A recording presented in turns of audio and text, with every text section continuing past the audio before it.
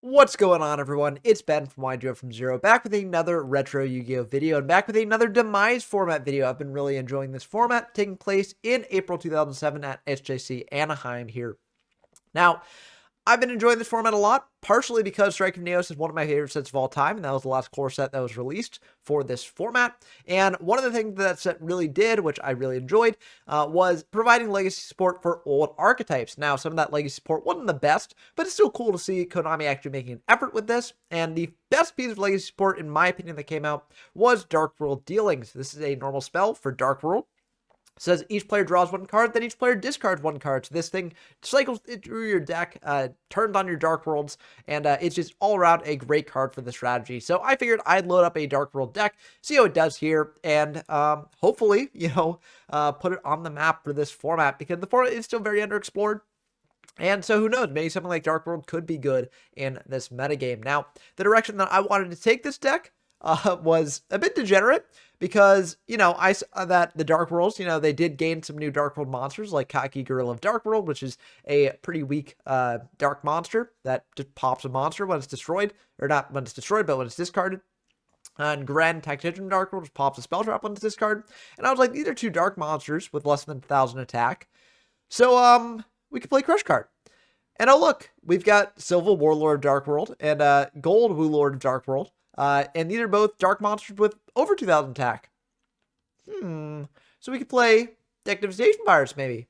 So this is Virus Turbo, basically is what I made the deck into. And I think it's pretty fun. Like, yes, this is a bit degenerate, but, sometimes degenerate strategies exist, and I think it's cool just to do it in the Dark World package, so that's what we're going to be doing here. So we're going to be playing Virus Turbo with the Dark Worlds, and the deck actually has a variety of ways to get into the viruses pretty quickly. I mean, Dark World Dealing cycles through your deck for you, but also if you're playing Browse in the deck, you pitch a Brow, and you get to draw an additional card as well. So you really can consistently get at least one of the viruses online pretty quickly in the game, which can be very, very good. We're also playing Mind Crush, which synergizes with the viruses, but also synergizes with the Dark Worlds, because there are some situations where you use Mind Crush for its discard effect to discard a Dark World monster and then get a body on field or something like that. So that's pretty neat as well. Because we're playing Mind Crush, I played triple Dust Shoot as well. We're just, full-on hand hate, full-on just hatred for our opponent's deck. Yes, there are potentially situations where you virus them away enough cards that you can't turn on your Dust Shoot anymore. But in that situation, you're in a pretty good spot anyways, so you don't really care about that. So I think this is pretty good. We got Ring of Destruction, Mirror Force, and Call the Haunted for our remaining traps. Just the general good stuff traps in this format here. For our monster lineup, I've already talked about the Dark Worlds a bit. We've got triple gold and one silver. You want these 2300 beaters because we're getting pretty aggressive with the deck. If we virus them down and then get aggressive, we should be able to win the game pretty handily. Because we're getting aggressive, we also have these triple Cyber Dragons here to bring out and also provide tribute fodder for our doubles of Borg. We are playing these in addition because, we do get tribute fodder on board pretty easily, not just with the Sidras, but also with the Dark World monsters themselves. We're playing Treeborn because that's a good pitch as well. And, comes back for Zaborgs. We've got a Morphing Guard to discard our hand away. We've got the triple Brow, double Cocky, one Gren. You could adjust these ratios a bit. Honestly, you could probably cut the Grens and the Cockies and put in other stuff here, but we're playing them for the Crush card. So, that's why I kept them in. But realistically, their effects are not really as good as just getting out a big guy and beating over your opponent's stuff. For the spells, we got Brain Con and a Snatch Shield to take control of our opponent's monsters, tribute for our monsters here, and just get aggressive sometimes. We get Card Destruction, trigger our Dark Worlds. We got a Comfy to rip apart our opponent's hand even more. Triple Dark World Dealing, this is the best card in the deck. We got one Dark World Lightning. Previous builds of Dark World in previous formats would play multiple Dark World Lightning, but now that we've got Dealings, we don't really need Lightning as much. Still good spell trap removal, so we have it in the deck to occasionally trigger our Dark Worlds, but realistically, this could probably get cut for something else. We got a Haven Storm and an MST, deal with back row. We got a Knock to deal with our opponent's set monsters. We got a Pre-Met to bring back our own monsters. And that's going to do it for the main deck. For the side deck, we got a couple different options. We've got triple Royal Decree for trap-focused decks. We got triple Pulling the Rug for things like Gadgets, things like Monarchs. A lot of different applications for pulling the rug there. We got double Mobius and a Jinzo for back row focused decks. We got triple Wombat for burn decks. And we got triple DD Crow for things like T-Hero. For the fusion deck, does not matter here at all. We just have a random fusion deck here, but we're never going into this. We're not playing meta. We're not playing, polymerization. I mean, we're just not playing these. So we could potentially fit Future Fusion into the deck to bring out like Cyber End or Cyber Twin, but I don't honestly think this deck needs it. So maybe something to add in the future if you want to build off of this build. But I do like, this initial build. It's not perfect by any means, but it is pretty fun. And I did get some pretty fun games with it. So let's dive into some games and see how it actually plays. Okay, we got our first game here against Poberl. If you're going to get to the channel, always a pleasure to have them on. And if you like this sort of gameplay content for these old retro formats, obviously subscribe to the channel. I got a lot more of that coming along the pipeline here. But this is a pretty great opening hand. I mean, we opened Dark World dealings with some Dark World, so that's pretty good.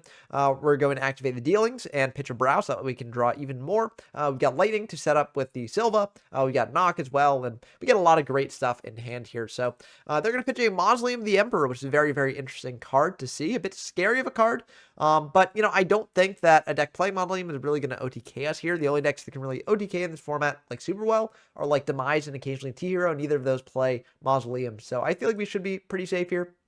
We draw off the brow and then go for a comfy, so we get to have a peek of their hand anyways. So we get to see what they've got and potentially play around it. We see they've got a Mausoleum, a Rat, a Monster Gate, an Upstart, and a Terraforming.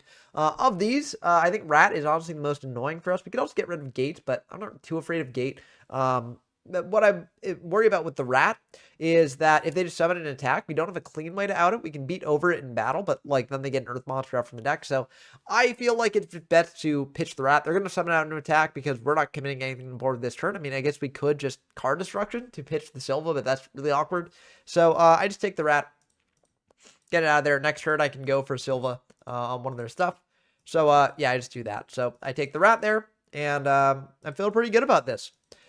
We will pass back to them and see what they do. They're going to go for an Upstart here. We gain 1,000. That's pretty good there. They're going to go for a Degenerate Circuit, a Mausoleum, and summon out a Grand Mole here. Go for Gate on the Grand Mole, and they're going to go into... What are they going into?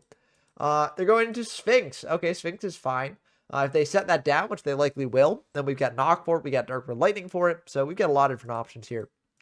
So I feel pretty good about that. They are indeed going to set that down, and they're just going to pass back to us.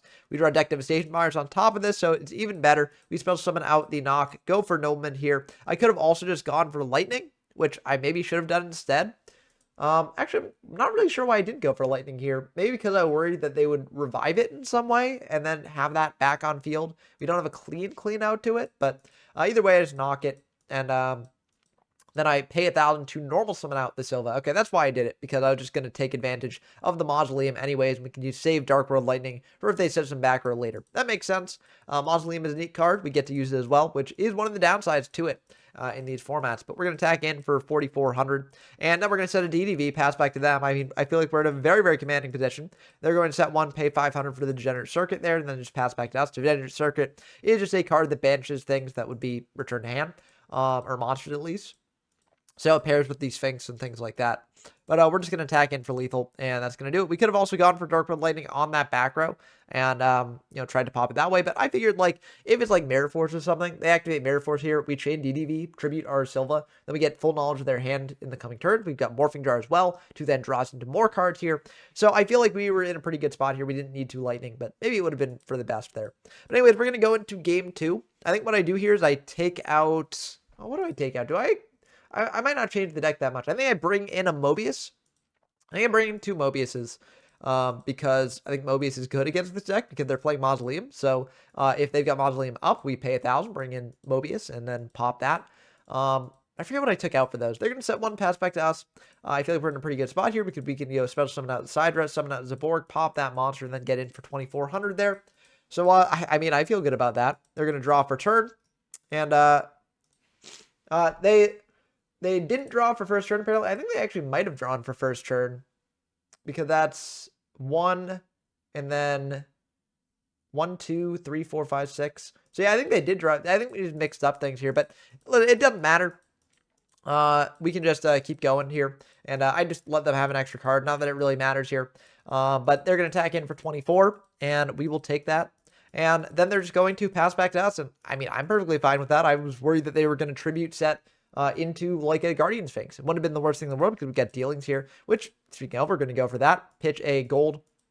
Then we're going to special summon that gold out here. They've got a DD Crow for that, though, so they are able to use that Crow to great effect to get rid of that. We still have our Zaborg up, though, so we can attack in for 2,400. This is a 1-turn clock now. We set a call, pass back to them. And they're going to go for upstart here. We gain another 1,000 life. They go for another upstart here. We gain another 1,000 life. And that's all 3 upstarts gone. They're going to set 1. Set another pass back to us. We draw into a Cyber Dragon here. And I feel pretty good about this. We're just going to normal summon out the Cocky, because I actually do have a game shot here. If that set isn't anything, we've got Cyber Dragon, so we can attack in with the Zaborg, attack him with Cocky, and then call the Hon back the Cider to go for lethal. Unfortunately, it is a giant rat, so what they're going to do is they're going to rat into a DD Warrior here, but, I mean, that works out perfectly for us because the Cocky can't clear it, so we'll attack into that. Take 900. And then we're just going to pass back to them. I could have gone for call here to bring back the Cider and attack in for 21. In hindsight, I probably should, given that they've got Mausoleum, and that shuts off Mausoleum. So, in hindsight, I messed up here. But, like, realistically, like, what's the worst case scenario? They activate Mausoleum. They set, like, Sphinx. Next turn, I attack into Sphinx, Brain Con it, Tribute over it, and then I'm fine. So, they brought out a different Sphinx. They brought out Hyraka Sphinx here. That is perfectly fine. They're going to choose not to attack, which, again, is fine by us because we've got this Zaborg here. We go for Brain Con on the Hyraka Sphinx. They've got Solemn Judgment for that, and now I feel perfectly fine. I mess up here. I should have just paid 1,000 to summon out one of my cards from hand, just as insurance, because there is a chance they've got the 3rd Crow in hand, and we'll banish the Zaborg when we go for call on it. We actually go for Cider just in case they've got the Crow.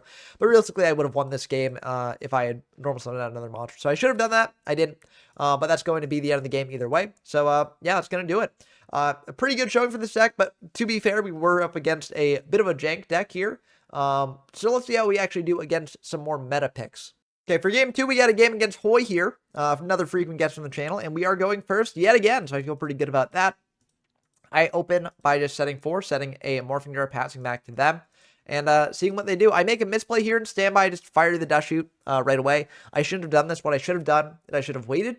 The reason I did this was I was like, well, if they've got Zaborg or something to pop the Morphing Jar, I want to wait until after they've done it. Or, no, I don't want to wait until after they've done it because then I won't get the Morphing Jar effect. But I think realistically, if they special summon Outsider here, then I flip Dust Shoot, and that's what I do there. But holding the Dust Shoot plays around. If they summon a monster attacking a Morphing Jar, they draw 5 new cards, and then Dust Shoot to then get knowledge of what their new hand is, and that would be what I'd want to do here. So I misplayed this, and, checking their hand, we'll see how we really misplay, because there is a chance, potentially, that they just, go for Manju here, get an advanced Ritual Art, and then if I save the Dust Shoot, and I go for Dust Shoot there, to send back the Demise, and they can't go for Demise, blow up the board, right?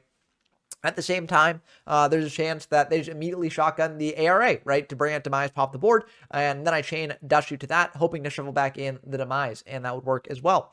So I really should have held the Dust Shoot here for a lot of different reasons, and unfortunately we might get punished for this. We take back the Kaiku to just get rid of it there, get back into the deck. Manju didn't really help them here. They do go for Manju and search out an ARA. So, again, if they had normal summoned out the Manju first, gone for ARA, then we could potentially go for Dust Shoot here, or we could save it for when they activate ARA and shuffle that back potentially. But they're going to attack in to our Morphing Jar, and luckily they didn't go for Demise. I think maybe they were afraid of what our back row was. In talking to them after, they were afraid of Chain Burn, which I think makes sense. They don't necessarily want to go for Demise, try and blow up the board and then get burned to death. But luckily for us, we did get to, pull off our Morphing Jar, get those Demises out of hand, and put our opponent in a pretty bad situation here. They are going to just set 1, set 2, pass back to us. We draw into a Deck Devastation Virus, so we're going to pop off here pretty hard. We special summon out a Sidra here, and then go for Brain Con on the Manju, and take control of that. We summon out a Sangan now, set the DDV, set the Knock, because now we've got a pretty good card destruction here. We go for card destruction, pitching 2, they pitch 3, and we draw 2 more. We get gold special summoned out here, and this, I think, is lethal damage, actually, maybe. Maybe not. We go for Dark World Lightning since we drew into that, so we're just trying to clear away that back row. We pitch a Brow, draw a card off that, then we draw Heavy. No need to go for Heavy here. If it's Mirror Force, we can still call the Haunted, we can DDV, we can do a bunch of stuff here, so we're feeling pretty good about that. We attack in for 1,000, 21, 14, 23, and yeah, this should be lethal here.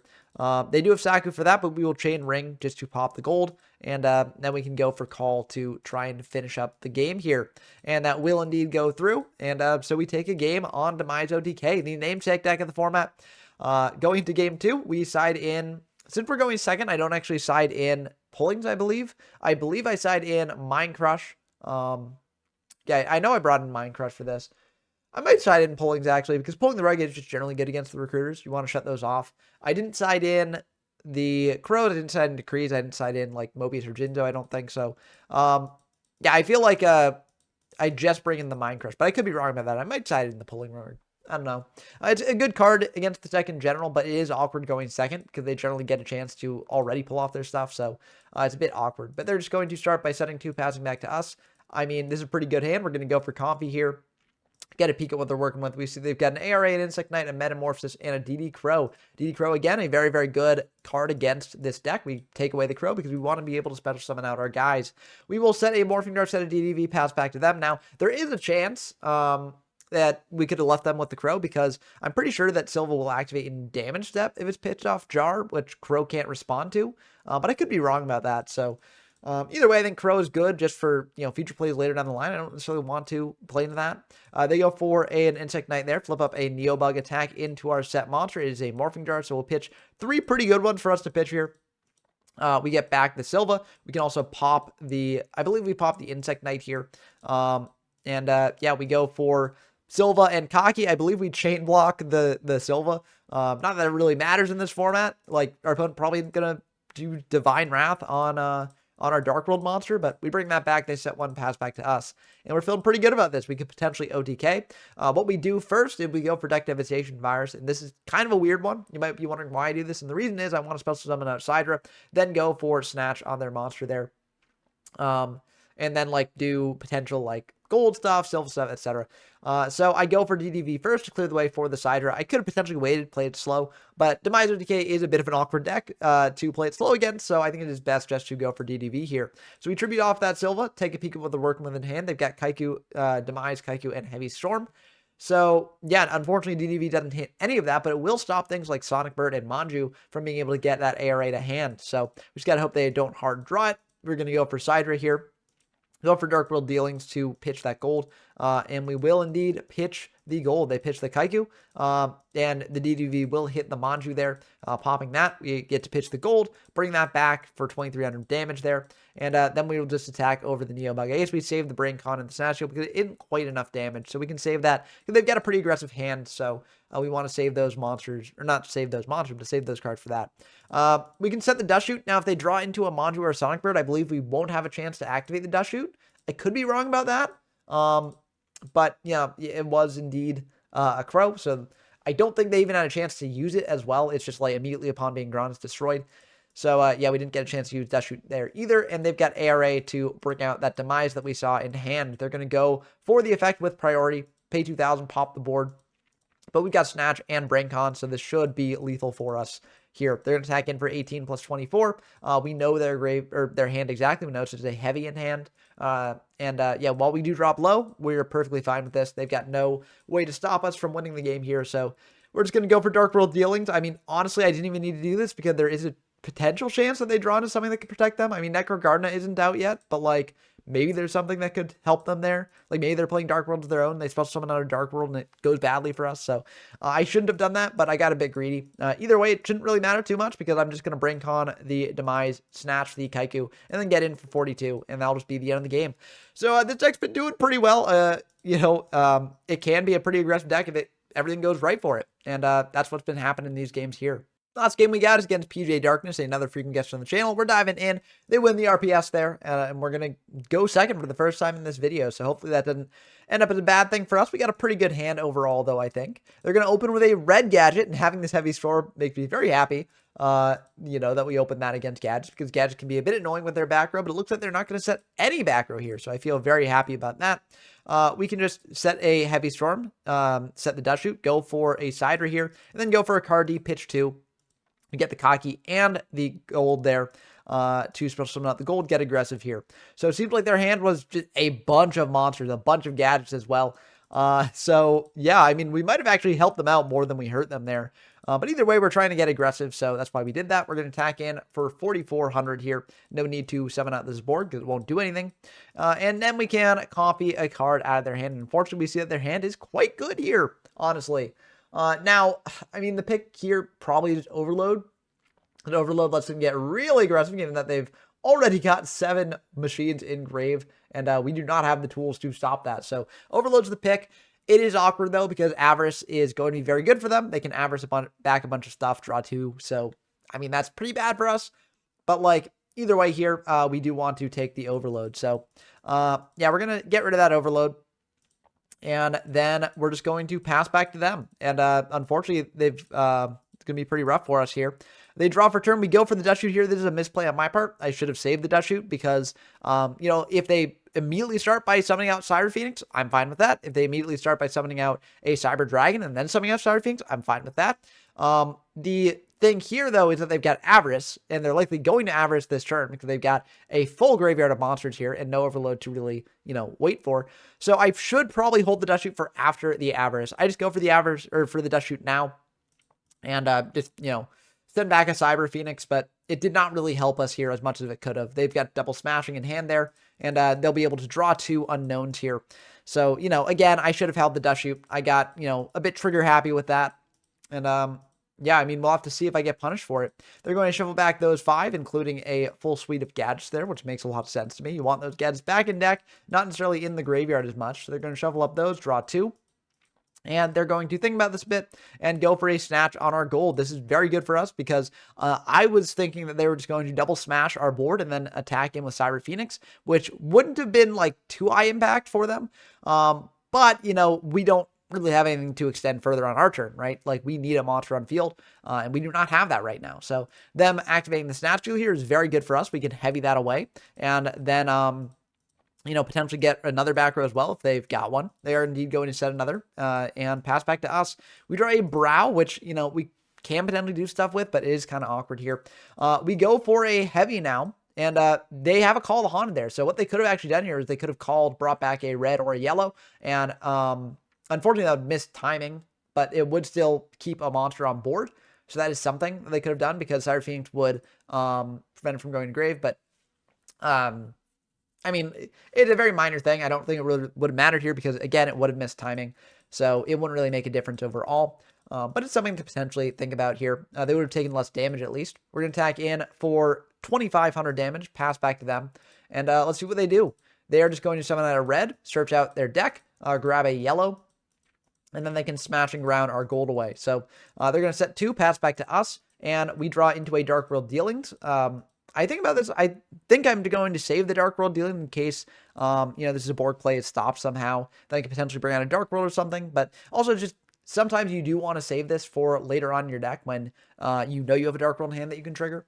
So, yeah, maybe I should have just gone for this and see what I could get. But, I mean, my heavy's gone, so I'm not digging for that. Like, I don't really know what I'd be digging for here. So I just go for this board, pop the red, and then I attack in for 24. And as note, even if they had brought back, like, a red here off the Call the Haunted, would not have saved them because this would be exact lethal in that instance. So, yeah, either way, we were winning that game 1 no matter what there. So we're diving into game 2, and we are going to be going second here. We brought in the Pulling the Rugs, I believe, as well as a Mobius to deal with their back row a bit more. I'm not sure if I don't think I brought in Jinzo, but I did bring in the Mobius. I don't think I brought in Decree either because Gadget can play a bit without their spells. So we're going to go for Dark World Dealing here. They chain the Dust Shoot on that. To just send away our Dark World there. But unfortunately for them, we got 2 Dark Worlds. So they're going to shuffle back our Brow, but we still get to pitch the gold. And they're going to pitch in Econ. We use the gold, or at least attempt to, and that will be fine. So no Crow to stop that gold. Then we just summon out a Sangan, attack in for 3,300. We could have summoned out the Mobius here instead. I don't really think it's necessary.